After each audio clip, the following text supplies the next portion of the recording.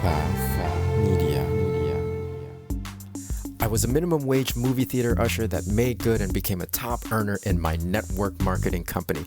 Now, after 16 plus years in the profession, I'm finally teaching myself how to leverage the internet with online marketing and social media marketing to continue to grow and expand my business. My name is Ronnie Cruz, and this is Path of the Network Marketer. All right, welcome back to the show. Thanks for tuning in. Today, we're going to talk about why you're not consistent. That's right, why you're not consistent. We talk about consistency a lot and the importance of consistency to achieving new outcomes and achieving the goals that you've set out for yourself in this year, whether it's health, business, network marketing, content creation. Consistency is crucial because that's what leads to habit, and habit leads to results, right? So consistency, and showing up every day, doing the activities on a daily basis that you need to do to move the needle closer towards your goal. What we talk less about is why you might fall off, right? Like the reasons why you're being inconsistent. And I think this is as important a conversation because it raises your level of awareness, right? If you know the mechanisms, if you know what's going on inside your mind, then the awareness allows you to make changes, right? If you're not aware of these things, then you won't be able to change them, right? And so the conversation about why you're not being consistent is again just as important as the conversation about being consistent. So the reasons why you're not consistent: number one, it's because of overwhelm and or intimidation, right? The vastness and the grandness and the scope of the goal is so huge, it's so monumental that it's impossible for you to conceptualize actually doing the thing. Right, and then you just throw in the towel. Well, it's so big, it's impossible. I'm just not going to do it. Right, it's impossible anyways. Why even try? And so this throws consistency out the window. I mean, it kills any momentum. Most people, it stops them before they even take their first step. So understand, it's okay for a goal and a vision to be grand and huge. And if you're afraid of that vastness, that grandness, it doesn't mean it's impossible. Right. I see this most often after events, especially live events. Right. Live events and in-person events, they elicit. They're designed really, and that's the beauty of them. But they are effective because they elicit emotional response, mostly motivation, inspiration. It gets people going and motivated to take the steps towards their goals. Another reaction that's not as common, but I do see, is that people get overwhelmed by it.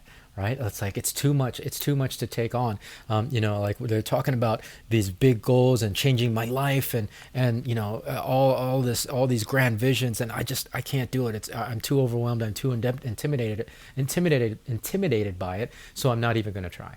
Right? Again, it stops them before they even start. And even if they do try once or twice, they can't keep consistent because that overwhelm is so big, that intimidation is so big.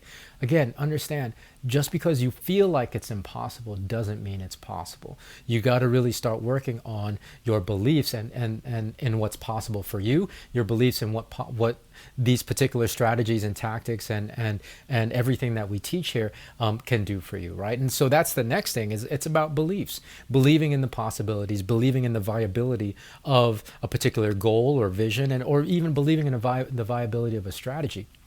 A lot of people will pick apart a thing before they even try. And a lot of this is, now that I think of it, these scenarios, what happens often is that people stop before they even start.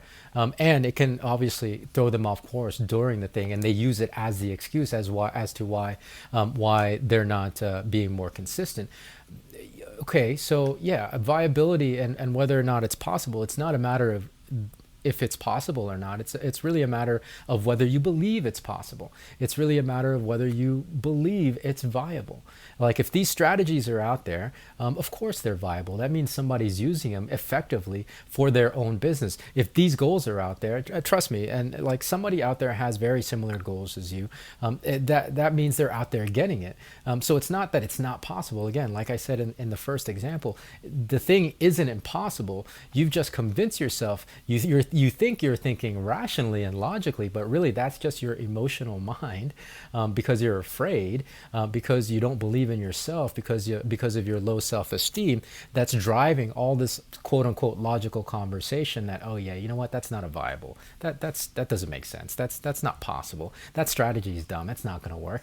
That's not true. That's all yourself trying to fool yourself, to stay in your comfort zone and to not take any risks, right? So that's the second thing. Again, your logical mind is going to fool you into thinking you're being rational when you justify why you're not taking on these challenges, why you're not pursuing your goals, why you're not being more consistent.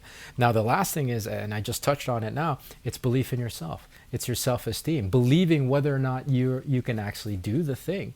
And again, just because you haven't done it doesn't mean it's not possible. It's just having a strong self-esteem and awareness enough that, okay, I'm going to feel like this is impossible. I'm going to feel like these goals and these lofty dreams aren't realistic. I'm going to feel like I don't have what it takes to employ and execute on these strategies.